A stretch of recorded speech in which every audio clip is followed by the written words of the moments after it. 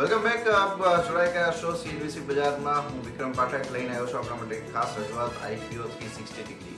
આ કાર્યક્રમની અંદર આજે આપણે વાત કરવાના છીએ એવી કેટલીક લિસ્ટેડ કંપનીઝની કે જેમાં આપણે તાજેતરમાં લિસ્ટિંગ થતા જોયું છે અને ઘણા સારા ગેઇન મળી ચૂક્યા છે. પણ તેમ છતાં હજુ પણ આપણે જોઈએ તો અહીંયા ઘણા બધા અપકમિંગ આઈપીઓઝ આવી રહ્યા છે. તો આ આઈપીઓઝની અંદર તમારે શું કરવું જોઈએ અને અત્યાર સુધીમાં જે આઈપીઓઝની અંદર તમને રોકાણ કર્યું છે, જ્યાં તમને આઈપીઓનું અલોટમેન્ટ થયું છે, જો તમે નસીબદાર છો અને તો એ આઈપીઓઝની અંદર તમારે શું કરવું જોઈએ? પ્રોફિટ બુક કરવો જોઈએ કે હજુ આ પોઝિશન તમારી જેમ છે એમની જ હોલ્ડ રાખવી જોઈએ કે પછી 50% પ્રોફિટ બુક કરી લેવો જોઈએ? એ આખા ફેક્ટર્સ શું છે એના ઉપર આજે આપણે વાત કરીશું. અને આ વાતની સાથે સાથે આપણે એ પણ સમજીશું કે અત્યારે મોટાભાગની કંપનીઝ જે છે તે ઓએફએસના ફોર્મની અંદર પોતાના આઈપીઓઝ લાવી રહી છે. તો એમાં કંપનીની અંદર ડાયરેક્ટલી આપણે જોવા જઈએ તો આપણને અમાઉન્ટ્સ એડ થતી નથી દેખાતી. હા, નોમિનલ અમાઉન્ટ એડ થતી દેખાય છે, પણ સામે જે ઇન્વેસ્ટર્સ છે એ લોકો વધારે એક્ઝિટ લેતા આપણને દેખાઈ રહ્યા છે. અને એ ફેક્ટર્સને માર્કેટ કેવી રીતના રિએક્ટ કરશે અને આપણે એને કેવી રીતના સમજવું જોઈએ એના અંગેની સમગ્ર વાતચીત કરીશું. આપણી સાથે આ ચર્ચામાં બે નિષ્ણાતો જોડાશે, ટેકમ સ્ટોક બ્રોકર્સના પાર્થિવ શાહ અને સાથે ટર્ટલ વેલ્થના રોહન મહેતા. તો રોહન, સ્વાગત છે આપનું. પહેલા આપનાથી શરૂઆત કરીશ અને હું એ સમજવા માંગીશ કે જે પ્રમાણે અત્યારે એક આખી સિચ્યુએશન આપણી સામે જોઈ રહ્યા છે કે આઈપીઓના ફ્લડ ગેટ આપણને ઓપન થઈ ચૂક્યા છે. પણ આમાં આપણે જોઈએ તો મોટાભાગના જે પ્રાઇવેટ ઇક્વિટી પ્લેયર્સ છે અથવા તો પ્રમોટર્સ છે એ પોતાના શેર્સ વેચી અને પોતાની જે ઇન્વેસ્ટમેન્ટ હતા એને અત્યારે કેશ કરતા દેખાઈ રહ્યા છે. જ્યારે એકચ્યુઅલ કંપનીની અંદર આપણે જોઈએ તો ફંડ્સ આવતા ઘણા ઓછા દેખાઈ રહ્યા છે. તો આ પર્સપેક્ટિવને આપ કેવી રીતે રીડ કરો છો? Thank you. First of all, good morning. It's great to be on the show. એક વસ્તુ પહેલા તો સમજવાનું કે જ્યારે પણ માર્કેટ ઇકોનોમી સારી હોય છે ત્યારે આઈપીઓ ના ફ્લડ ગેટ્સ હંમેશા ખુલી જતા હોય છે, કેમ કે ત્યારે જ બેસ્ટ વેલ્યુએશન્સ મળતું હોય છે, લોકો પણ પોઝિટિવ હોતા હોય છે. અને જે એક વસ્તુ ખાસ સમજવાનું કે પ્રાઇવેટ ઇક્વિટી ઇન્વેસ્ટર જે પ્રી આઈપીઓ છે અને પોસ્ટ આઈપીઓ છે એ એકદમ ડિફરન્ટ ઇન્વેસ્ટર છે. જનરલી પ્રી આઈપીઓ વાળા પ્રાઇવેટ ઇક્વિટી વાળા હોય કે મે બી પ્રમોટર સ્ટેક હોય, એ જનરલી થોડું એક્ઝિટ કરી લેતા હોય છે અને પછી post IPO there will be new investor જે મે બી રિટેલ ઇન્વેસ્ટર હોય, ઇન્સ્ટિટ્યુશન હાઉસીસ હોય, પીએમએસ હોય, મ્યુચ્યુઅલ ફંડ્સ હોય, જેને ડાયરેક્ટ ઇક્વિટીમાં પૈસા નાખવાના હોય છે. સો આ બંને એક્સ્ટ્રીમલી ડિફરન્ટ ઇન્વેસ્ટર સાઇઝ છે અને એ લોકોના એક્સપેક્ટેશન્સ પણ બહુ ડિફરન્ટ હોય છે અને ઓફકોર્સ લોકોનું રિસ્ક એપેટાઇટ પણ બહુ ડિફરન્ટ હોય છે. સો આઈ થિંક સો આ બધી જ કંપની જે અત્યારે આવી રહી છે, ઓફકોર્સ વેલ્યુએશન એક બહુ મોટા કન્સર્ન છે કે આ વેલ્યુએશન્સ પર ઇન્વેસ્ટમેન્ટ થઈ શકે.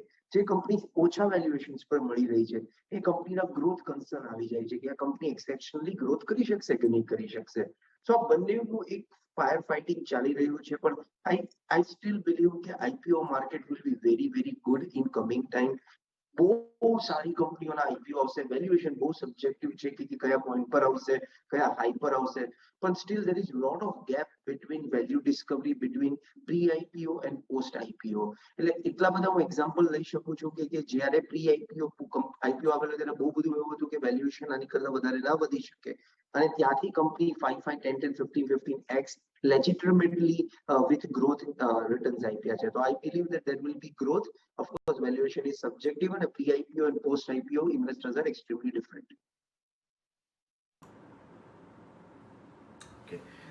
પાર્થિવ પણ આપણી સાથે છે. પાર્થિવ, સ્વાગત છે આપનું પણ. પાર્થિવ, આપ કઈ રીતના આ સિચ્યુએશનને જોવો છો? કારણ કે આપણે જોઈએ તો મોટાભાગની કંપનીઝ હમણાં જે તાજેતરમાં લિસ્ટ થઈ ઓએફએસના થ્રુ પણ આપણે જ્યાં લિસ્ટિંગ જોયું ત્યાં આપણે જોયું તો 100% સુધીના ગેઇન સેમ ડે બિલ્ટઅપ થતા દેખાયા છે. તો આ સિચ્યુએશનને આપ કેવી રીતે રીડ કરો છો? Good morning Vikram. Warren Buffett સાહેબના ગુરુ મિસ્ટર બેન્જામિન ગ્રાહમ એમને on a lighter note IPO નું જે ફૂલ ફોર્મ છે એ રીતે બી જણાવ્યું છે as insiders private opportunity or for that matter it's probably over price.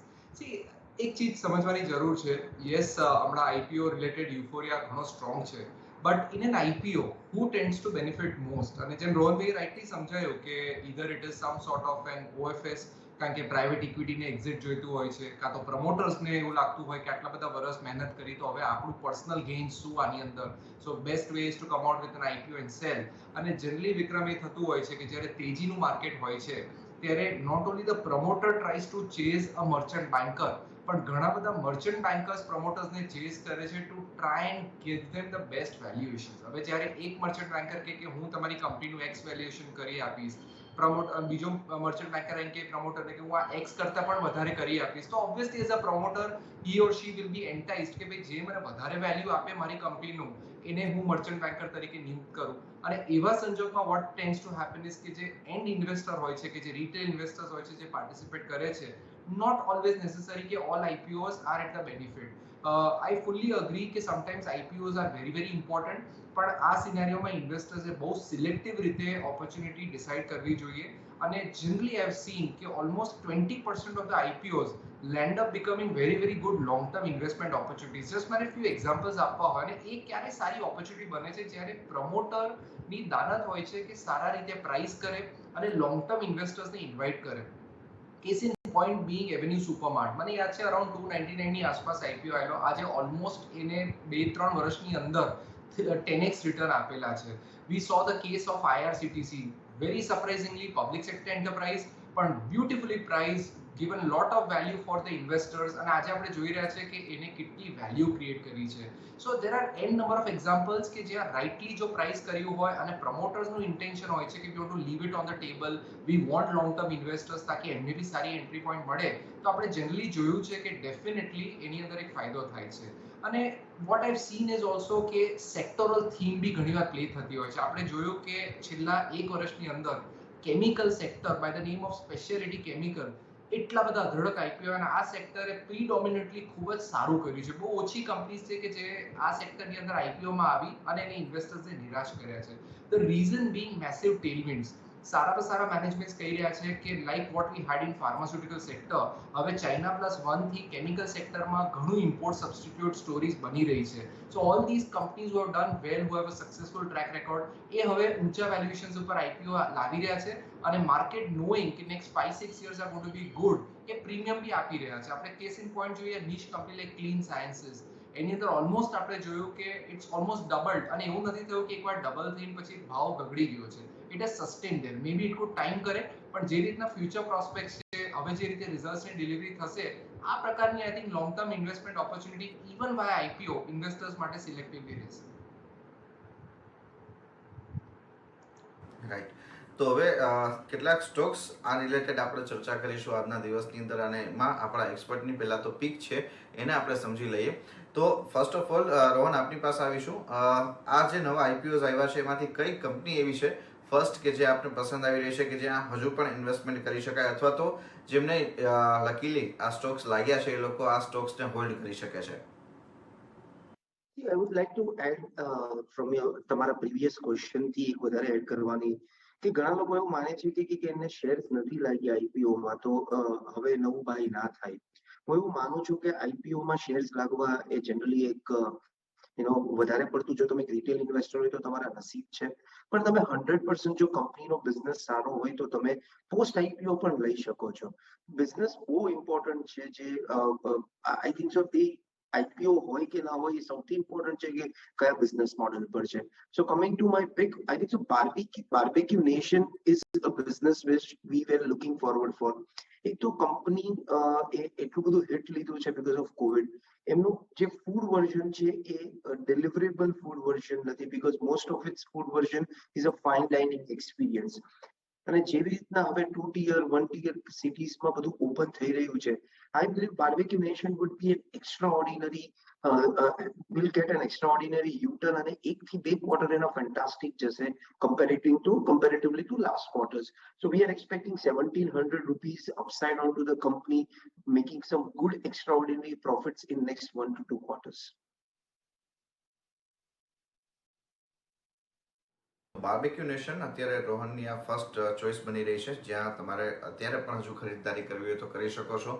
1700 રૂપિયા સુધીના ટાર્ગેટ્સ તેઓ અહીંયા જોઈ રહ્યા છે. પાર્થિવ, ફર્સ્ટ આપની કઈ પીક રહેશે? જે રિસેન્ટ આઈપીઓ આવ્યો જેમાં બહુ ચર્ચિત કંપની નથી, પણ વી like the core fundamentals of the company is India pesticides limited. C આપણે જાણીએ છીએ કે ઇન્ડિયાની અંદર જે ઓપોર્ચ્યુનિટી સ્કોપ છે ફોર એગ્રોકેમિકલ્સ ઇટ્સ ઇમેન્સ, કારણ કે ઓન અ પર હેક્ટર બેઝિસ ઇન્ડિયાનું જે કન્ઝમ્પશન છે એ one of the lowest in the world છે, અને India is suppose to be a very big farming related country. Almost 50% of our labour force આપણે જાણીએ છીએ ફાર્મિંગ સેક્ટરમાં છે. અને જે રીતે હવે ગવર્મેન્ટની પોલિસીઝ ફાઇન ટ્યુન થઈ રહી છે ટુ એન્શ્યોર કે either by minimum support price or by procurement or by improving the farm productivity, ફાર્મર્સની ઇન્કમ વધે, તો આઈ થિંક એ જે ફાર્મ ઇન્કમ વધે છે આપણે જોઈએ છે કે એનું direct spend happens in sectors like tractors, agrochemicals, કારણ કે આ બધા સેક્ટર્સ છે જેનાથી ફાર્મ પ્રોડક્ટિવિટી ઇમ્પ્રુવ થાય છે.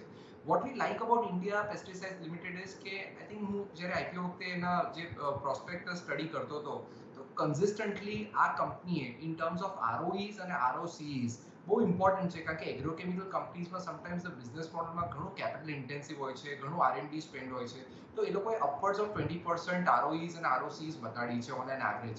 અને આગળ જતા બી it seems the way business model is panned out, અને અમુક પ્રોડક્ટમાં જે રીતની એ લોકો લીડરશિપ છે, ખાસ કરીને અમુક ફંગીસાઇડ્સ છે, હર્બીસાઇડ્સ છે, અને ઇવન એ લોકો એગ્રોકેમિકલ ફોર્મ્યુલેશન્સમાં બી ઘણું એ લોકો પાસે રિસર્ચ R&D બેઝ સ્પેન્ડ છે, અને ઇવન એક્ટિવ ફાર્મા ઇન્ગ્રીડિયન્ટમાં બી એ લોકો પાસે એક નિશ વર્ટિકલ છે. So what I like about this is કે આગળ જતા આ સેક્ટરમાં ચોક્કસપણે ઘણું તેજી રહેશે, અને ધીમે ધીમે ગ્લોબલી બી જે રીતના જેનરિક્સનો સ્પ્રેડ વધી રહ્યો છે, like we saw in the pharmaceutical sector, એગ્રોકેમિકલ્સમાં બી આ પ્રકારની નિશ કંપનીઝ જેની પાસે સારા રજિસ્ટ્રેશન્સ છે, they will be able to outperform. So I believe કે લોંગ ટર્મ ઇન્વેસ્ટર્સ માટે જો આઈપીઓમાં લાગ્યા હોય અથવા તે લોકોએ માર્કેટમાંથી પિકઅપ કર્યા હોય, if one is a 3 to 5 Horizon, a company like India pesticides limited A investors માટે મારી દ્રષ્ટિથી સારું પડશે. ઓકે, તો પાર્થિવની પ્રથમ પસંદગી છે ઇન્ડિયા પેસ્ટિસાઇડ, જ્યાં તમારે ખરીદદારી કરવા માટેની સલાહ બનતી દેખાઈ રહી છે. આ સાથે રોકાઈ એક ક્વિક બ્રેક માટે, ત્યારબાદ આપણા એક્સપર્ટના હજુ પણ બબ્બે સ્ટોક્સ બાકી છે એના ઉપર વાત કરીશું.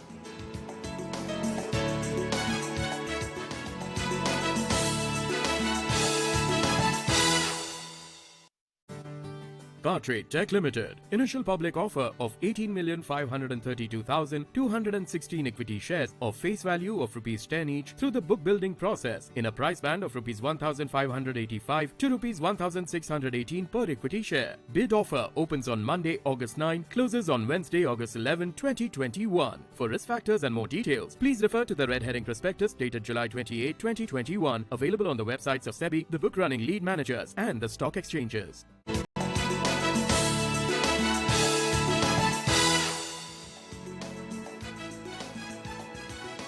Welcome back. આપણી સાથે રોહન મહેતા અને પાર્થિવ શાહ જોડાયેલા છે. એમની પસંદના આપણે રિસેન્ટ આઈપીઓમાંથી 2 સ્ટોક્સની વિગત જોઈ લીધી છે, પણ હજુ એ બંનેના બબ્બે સ્ટોક્સ બાકી છે, એના ઉપર આપણે વાત કરીએ. ઇન્ડિયા પેસ્ટિસાઇડ્સ, પાર્થિવ આપનું પ્રથમ કાઉન્ટર હતું. બીજો કયો સ્ટોક આપ આ લિસ્ટમાં પસંદ કરી રહ્યા છો?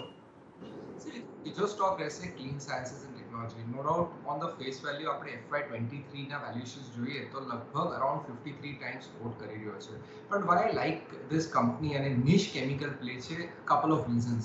એક તો એ લોકોની જે પ્રોડક્ટ કેટેગરીઝ છે એમાં they are market leaders not only in India પણ ગ્લોબલ લેવલ ઉપર એ લોકોનો જે રીતનો સ્કેલ છે, પ્રોડક્ટ્સ લાઈક એનીસોલ, ગલાઇટ્રોલ, એ બધામાં definitely there positioning is very very strong. અને નોટ ઓનલી ધેટ, અમને માર્કેટ લીડરશિપ તો ગમે જ છે, સારા ટેકનોક્રેટ મેનેજમેન્ટ તો ગમે જ છે, and they are very good clean technocrat management. પણ વી લાઈક ધ ફેક્ટ કે એ લોકો જે કેટાલિટિક પ્રોસેસીસથી જે રીતનું મેન્યુફેક્ચરિંગ લોકો કરે છે એ લોકોને બહુ મોટો કોસ્ટ લીડરશિપ અને કોસ્ટ એડવાન્ટેજ આપે છે. કારણ કે આ જ સેક્ટરમાં આપણે એના બીજા પીરિયડ જોડે કમ્પેર કરીએ, names like Camlin Fine Sciences, જેની પાસે બી ડિસન્ટ કેપેસિટી છે, પણ they are nowhere close to the gross margins જે ક્લીન સાયન્સીસ અર્ન કરે છે. અને very good thing about this companies કે હજુ બી ટોટલી ડેટ ફ્રી છે, 260 crores in cash on balance sheet છે, અને આગળ જતા જે 500 કરોડ જેવા કેપેક્સના પ્લાન્સ છે over the next 3 to 4 years, એ બધા ઇન્ટરનલ અક્રુઅલ્સથી થશે. અને આ લોકો પાસે એક સારી ક્ષમતા છે કે જે 500 કરોડનું ટોપ લાઇન, 500 કરોડનું કેપેક્સ કરશે એમાં 2.7 ટાઈમ્સના એસેટ ટર્ન્સ એ લોકો કમાઈ શકે છે. સો રેવન્યુ ગ્રોથ વિઝિબિલિટી છે, આ રીતના રિટર્ન રેશિયોઝ છે. સો મારું એવું માનવું છે કે આવી નિશ કંપની જનરલી સસ્તું કોટ નહીં કરે અનલેસ અન્ટિલ દેર સમ મેસિવ ડિસરપ્શન ગ્લોબલ લેવલ. એટલે ગ્લોબલી બી ઘણી એમની ટેકનોલોજીસ અપ્રિશિએટ થઈ છે, લાઇસન્સિંગ માટે બી માંગ થઈ છે. એટલે વી લાઈક સચ નિશ પ્લેસ. અને જનરલી મેં જોયું છે કે આવા નિશ પ્લેસ હોય છે જે સ્પેશિયાલિટી કેમિકલમાં ઇન ટ્રુ સેન્સ સ્પેશિયાલિટી હોય છે, એ over longer period of time અને ઇવન ડિસ્પાઇટ ધ ફેક્ટ કે આટલું આપણે રનઅપ જોયું છે, ઇન્વેસ્ટર્સને વેલ્થ ક્રિએશન માટે ચોક્કસપણે સક્ષમ રહે છે. ઓકે, તો ક્લીન સાયન્સ એન્ડ ટેકનોલોજીસ રિસેન્ટમાં જ આવેલો આઈપીઓ ઓલમોસ્ટ 74% ના ગેઇન સાથે આપણને લિસ્ટિંગ થતું દેખાયું હતું. ત્યાં હજુ પણ ગેઇન માટે તમે ધ્યાન રાખી શકો છો. સાથે જ રોહન, આપની પસંદનો બીજો સ્ટોક કયો રહેશે? સો અમે એક બહુ સારી સો અમારી પિકઅપ સ્ટાઇલ એ છે કે we generally buy only growth oriented stocks કે જેનો બિઝનેસ મોડેલ બહુ સારો છે અને માર્કેટ કેપ બહુ appeal. So one of best second stock would be Stockraft at 2600 crore of market cap and a very decent valuation at 81 crores a profit કરે છે PAT છે March 2021 નો we are expecting 120 crore નો cross કરશે. Business model જો તો Pigeon brand થી એ વન ઓફ ધ લીડર છે ઇન કિચન મેન્યુફેક્ચરિંગ. બહુ બધી કિચનની વસ્તુઓ છે જેમાં એનું બહુ સારું કામ છે અને બહુ એક્સ્ટ્રાઓર્ડિનરી ગ્રોથ પેરામીટર પર છે. ડેટ એક્સ્ટ્રીમલી કમ્ફર્ટેબલ છે અને looks like that this company is company which જે pre-COVID સૌથી હાઈએસ્ટ જો રિકવરી થશે કે people would get back to buying stuff, making good infrastructure or going કે બીજા ઘરમાં જશે, the sales would improve. તો આ કંપની ઘણો ગ્રોથ આગળના લાંબા સેગમેન્ટમાં. So this is not a 2-5 વર્ષ 2-5 મહિના 6 મહિનાની ગેમ નથી. This is an investment articulating from મારા હિસાબે 5 થી 10 વર્ષની. This company is extremely well managed. The best thing is that infrastructure company કે આ સેગમેન્ટની કંપનીમાં ડેટ બહુ મહત્વનું હોય છે જે ડેટ નથી. તમે return on capital return on equity બધું જુઓ તો is on to the north side બહુ સારી રીતના બેટર કરી રહ્યું છે. સેગમેન્ટેશન પણ સારું છે અને પ્રમોટર પણ એક્સ્ટ્રીમલી ડિસન્ટ છે અને બ્રાન્ડનું ડોમિનન્સ પણ બહુ સારું છે માર્કેટમાં. Of course there is a huge competition but still એનું ઘણું બ્રાન્ડ ડોમિનેશન સારું છે. અને લેટ અસ લુક કે we are buying a 2600 crore market cap. So there is nothing to lose out into the company with the brand dominance and the level of work it is doing. So મારા હિસાબે Stonecraft would be one of the best pick for a longer term investment if you're looking forward for anything કે જે Indian infrastructure play કે Indian house white goods play, whatever you can put it on કે consumption play તમે જોવા જાવ તો I think so it is a very good story. Okay, તો સ્ટોકક્રાફ્ટ જેમાં લિસ્ટિંગ સમયે 111% ગેઇન મેળવ્યો હતો ત્યાં તમારે ખરીદદારી કરવા માટેની સલાહ અત્યારે રોહન તરફથી આવતી દેખાઈ રહી છે. લાસ્ટલી પાર્થિવ, કયો સ્ટોક રહેશે આપનો? સાઇઝની વાત કરી અને જે રીતનો લોંગ ટર્મ માર્કેટ સ્કોપની વાત કરી, અમને લાગે છે paint sector will also do very very well over a longer period of time. અને after a very long time we saw an IPO coming from the paint sector જે Indigo Paints છે. Despite the fact કે હજુ બી relative to its larger peers જેમ કે Asian Paints છે, Berger Paints છે, આ કંપની ઘણી નાની છે પણ આ ડિફિકલ્ટ માર્કેટમાં, કારણ કે આપણે જાણીએ છીએ કે પેઇન્ટ એક એવું સેક્ટર છે જ્યાં ઘણી એમએનસી કંપનીઝ બી સ્ટ્રગલ કરી છે to eat a pie or share of market share from Asian Paints or Berger Paints. એ લોકોના સ્કેલ સામે બીજી બધી કંપનીઝ જનરલી ફીકી પડી છે. પણ what we like about Indigo paints is કે એ લોકો એક નિશ વર્ટિકલ સિલેક્ટ કર્યું છે જેમાં ખાસ કરીને થિંગ્સ લાઈક ઇમલ્શન્સ છે, ઇન્ટિરિયર એક્સટર્નલ ઇમલ્શન્સ છે અને ખાસ કરીને એનિમલ્સ છે અને putties, primer, sleek wood coating paints છે. તો એ લોકો એક નિશ ટાર્ગેટ માર્કેટ સિલેક્ટ કર્યું છે in the decorative paint segment. અને એ ડેકોરેટિવ પેઇન્ટ સેગમેન્ટના જે નિશ સેગમેન્ટ છે એની અંદર એ લોકોએ સારું એવું માર્કેટ શેર ગ્રેબ કર્યું છે અને the promoter quality is very very good. એ લોકો હવે આગળ જતા કેપેક્સ બી કરી રહ્યા છે. They are having decent market share અને જનરલી મેં જોયું છે કે આ પ્રકારની company when they tend to get their act together initial ફેઝમાં તો આગળ જતા બી they tend to perform very very well. અને બીજું મને સારું પ્રોફિટ એ લાગે છે કે આ પ્રકારની company can always be a very good acquisition target by players, new players. જેમ કે આપણે સાંભળ્યું કે ગ્રાસિમ 5000 કરોડનું પેઇન્ટ્સમાં કેપેક્સ કરવાનું છે, JSW Paints is getting very aggressive in this space અને આ બંને કંપનીઝનું પાસ્ટ ટ્રેક રેકોર્ડ જોઈએ તો ઇનઓર્ગેનિક ગ્રોથ એક્વિઝિશન રહ્યું છે. તો ઇન્ડિગો પેઇન્ટ્સ ઓલવેઝ એના શેર હોલ્ડર્સ માટે એક પ્રોસ્પેક્ટ્સ એવી રહે છે કે કોઈ મોટું પ્લેયર એને ખરીદી બી લે. તો I think we like the fundamentals, we like the management philosophy અને જે રીતે એ લોકોએ નિશ સેગમેન્ટ એક ક્રિએટ કર્યું છે, અમારું માનવું છે કે આ પ્રકારનો શેર લોંગ ટર્મ માટે હોલ્ડ કરી શકાય. This 15,000 crore market cap is nothing as compared to આપણે મોટા પ્લેયર્સનું માર્કેટ કેપ જોઈએ તો આવનારા 5-10 વર્ષમાં મારું માનવું છે કે આનું બી market cap anywhere close to 40-50,000 crore થઈ શકે છે. So huge value creation in the making in the long term. Okay, તો આ ત્રીજો સ્ટોક છે પાર્થિવની પસંદનો જ્યાં તેમના તરફથી અત્યારે આપણને હજુ પણ ખરીદદારી કરવાની સલાહ છે ઇન્ડિગો પેઇન્ટ્સનો. સાથે રોહન, થોડો સમય ઓછો છે, થોડું ક્વિકલી આપનો થર્ડ સ્ટોક કયો રહેશે જ્યાં અત્યારે રોકાણ કરી શકાય એમ છે? સો અમે એક સ્ટોરી રિસન્ટલી જોતા હતા દેટ વોઝ સોના PLW અને બહુ ઇન્ટરેસ્ટિંગ બિઝનેસ લાગી રહ્યો હતો. જે રીતના આખું મેન્યુફેક્ચરિંગ સેગમેન્ટ અમારા હિસાબે આખું રિવાઇવલ થઈ રહ્યું છે અને આમાં જો તમને કોઈ એવી કંપની મળે જે પ્યોર સારો ડોમિનન્ટ ટોપ 10 લીડર હોય અને ઈવીમાં ક્યાંય એમનું મેન્યુફેક્ચરિંગ સેગમેન્ટ છે અને coming on machinery which is a very important thing કે જો એ ઇનોવેશનમાં ઈવીમાં સારું કામ કરશે તો this is a very interesting play. Of course થોડા વેલ્યુએશન કન્સર્ન છે પણ જે રીતના કામ કરી રહ્યું છે we suspect very incrementally very well company. બીજું કે કંપની સારો ડિસન્ટ પોસ્ટ કરે છે પ્રોફિટ અને જે રીતના કંપનીનો ગ્રોથ થઈ રહ્યો છે specific into the whole global arena બહુ કમાન્ડિંગ છે. So I think so this company cannot be a company કે આજે લઈ લો, should be a company કે જેટલી પણ steadily એક બે ક્વાર્ટર જોઈને લઈ શકાય છે. But yeah, it is a very interesting play. And we suspect that EV technologies and there are certain 2-3 things which are future. એમાં કોઈ ડાઉટ નથી. અને કોઈ એક કંપનીના પણ product should be recommended or recognized. This would be a multi segment. And Sona BLW could be an interesting play onto EV and manufacturing side with a global presence leader. So this can be a very good pick with expecting 900-1000 rupees for one 1 વર્ષના segment માટે. તો અત્યારે view બનતા દેખાઈ રહ્યા છે. એક વખત હું આપણા બંને એક્સપર્ટના સ્ટોક્સ અને એમના ટાર્ગેટ આપની સમક્ષ મૂકી દઉં. પહેલાં રોહનના વાત કરીએ. રોહનનો પ્રથમ પસંદગી રહી બાર્બેક્યુ નેશન, જ્યાં 1700 રૂપિયા સુધીના લક્ષ્યાંક તેઓ જોઈ રહ્યા છે. બીજો એમની પસંદગી રહી સ્ટોક ક્રાફ્ટની અંદર, જ્યાં 1200 રૂપિયા સુધીના લક્ષ્યાંક બની રહ્યા છે. અને લાસ્ટલી સોના BLW પ્રેસિડેન્ટનું કાઉન્ટર તેમણે પસંદ કર્યું છે, જ્યાં તેમને 900 રૂપિયા સુધીના ટાર્ગેટ આપતા દેખાઈ રહ્યા છે. ઘણા સારા રિટર્ન માટે થઈને પાર્થિવ તરફથી એક કાઉન્ટર્સ જે બની રહ્યા છે ક્લીન સાઇન ટેકનોલોજીસનું રહ્યું, એ બાદ ઇન્ડિયન પેસ્ટિસાઇડનું કાઉન્ટર રહ્યું અને લાસ્ટલી એમને ઇન્ડિગો પેન્ટ્સની ઉપર ખરીદદારી કરવા માટે સલાહ આપી છે. તો આપ જોઈ શકો છો કે IPO બાદ અહીંયા આપણને ઘણા સારા રિટર્ન્સ આપણા બનતા દેખાયા છે, પરંતુ એ પછી પણ હજુ પણ ક્યાં બાઇંગ ઓપોર્ચ્યુનિટીઝ બની રહી છે, માર્કેટ જો અહીંયા ઘટે છે તો કયા એવા સ્ટોક્સ છે કે જે તમારા રડાર ઉપર રાખવા જોઈએ, એ સમગ્ર ફેક્ટર્સ અમે અત્યારે તમારી સમક્ષ મૂક્યા છે IPO 360 ડિગ્રીની અંદર.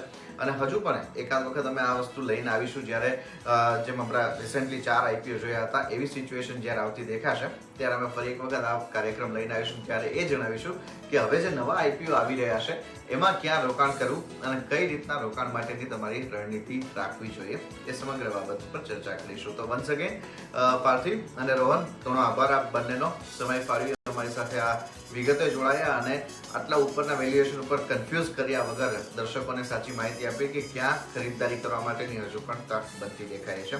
તો ઘણો આભાર આપ બંનેનો પણ. તો એ સાથે જ IPO 360 ડિગ્રીની આ ખાસ રજૂઆતમાં અત્યારે બસ આટલું જ. આગળ અપડેટ માટે જોડાયેલા રહો NBC બજાર સાથે. નમસ્કાર.